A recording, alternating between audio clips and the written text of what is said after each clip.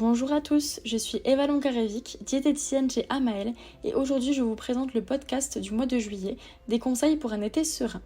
Alors il va s'articuler sur 3 parties, l'alimentation, l'hydratation et autres, donc c'est 2-3 petits conseils pour vraiment vivre un été serein. Tout d'abord, il faudra favoriser une alimentation froide et riche en eau. Donc ce qui va nous aider ici, ça sera tout ce qui est fruits, crudités, potage, laitage et glace.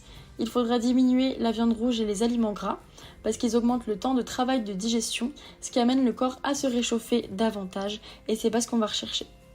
Il faudra éviter de manger en trop grosse quantité parce que quand on mange en trop grosse quantité, le temps de digestion augmente et le corps se réchauffe aussi davantage. Il faudra diversifier l'apport en eau parce que beaucoup de personnes ont du mal à boire de l'eau plate. Donc on peut aussi s'hydrater avec du thé ou du café frais, de l'eau avec un peu de sirop, des soupes froides, des compotes de fruits, des sorbets. Vaut mieux des sorbets que des glaces parce que forcément c'est plus riche en eau.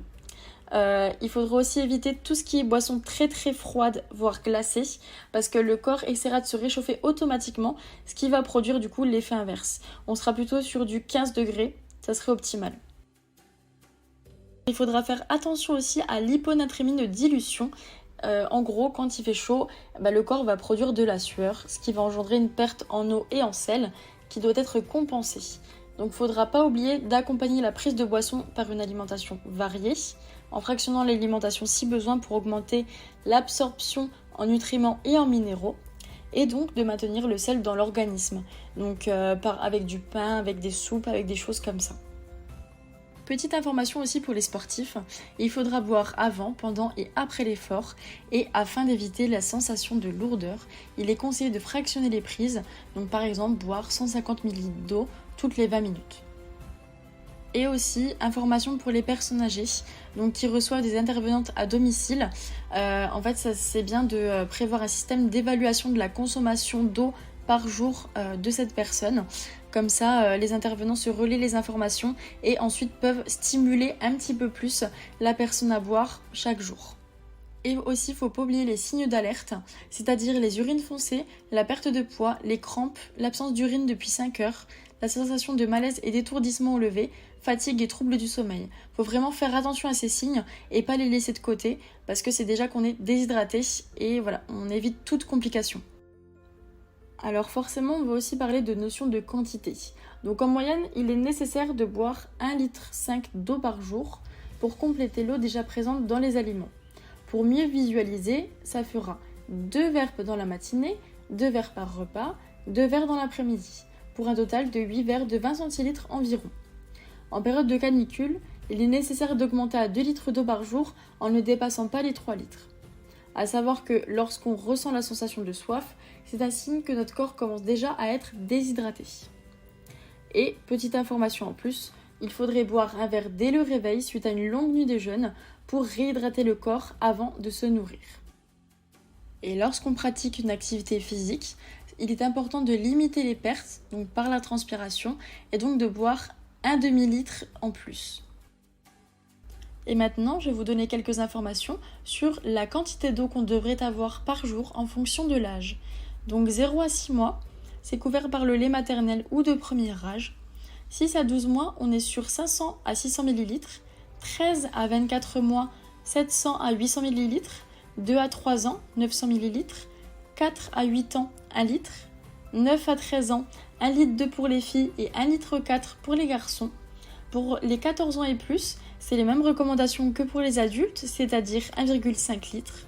Pour les femmes enceintes, 1,5 à 2 litres. Pour les femmes allaitantes, 2 litres pour compenser les pertes. Et pour les seniors, 1 litre à 1,5 litre, voire plus en période de canicule. J'ai aussi quelques astuces pour boire plus. Donc, choisir son verre en fonction de la couleur, de la forme et de l'écriture, celui qui nous convient. Utiliser une paille, utiliser un verre becquet, toujours avoir une petite bouteille d'eau ou une gourde devant soi, ça aide un petit peu. Aromatiser son eau avec un jus de citron, de la menthe ou de l'orange. Réaliser des infusions maison froides. Boire du bouillon, boire de l'eau pétillante. Boire un smoothie en ajoutant un petit peu de glace pilée ou du lait ou des jus végétaux. Ou alors utiliser de l'eau gélifiée avec un peu de sirop pour les personnes ayant du mal à avaler les liquides. Donc là, on arrive sur la troisième partie, c'est-à-dire les 2-3 petits conseils que je vous avais énoncés au départ. Donc tout d'abord, on va parler de l'habillage. Il faut le préférer léger, ample et en coton qui permet d'absorber l'humidité et d'éviter les phénomènes de macération responsables de dermite. C'est des éruptions rouges et très irritantes, pas très agréables. Au niveau du rafraîchissement, alors une douche tiède et non froide, car le corps essaiera de se réchauffer automatiquement et ça produira l'effet inverse. Des pulvérisations répétées d'eau tiède sur le visage et la nuque par des brumisateurs ou un pulvérisateur d'eau, ça peut faire du bien aussi. Des gants de toilette mouillés peuvent être stockés dans le frigo et être appliqués sur le visage, le cou, sous les bras, les avant-bras et les jambes.